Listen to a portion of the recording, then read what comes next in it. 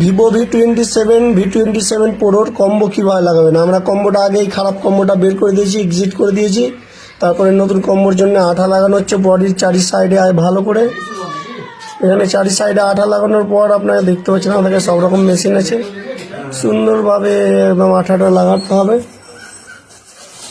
কোনো জায়গায় যাতে গ্যাপ না থাকে।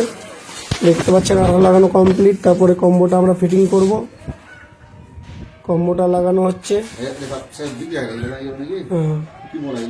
সব রকমই আছে। না আইফোন নেই, ভিভো V27 দেখতে পাচ্ছেন চারিদিকে কম্বোটাকে লাগানো হলো। এবার গার্ডারগুলো ভালো করে লাগিয়ে দিতে হবে।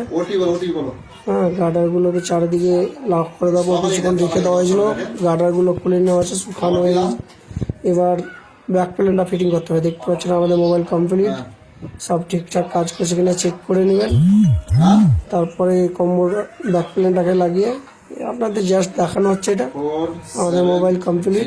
হ্যাঁ, ভালো কাজ নিতে হলে অবশ্যই আপনাদের আসতে হবে স্মার্ট মোবাইল, ধুলিয়ান, উত্তর গাজীনগর।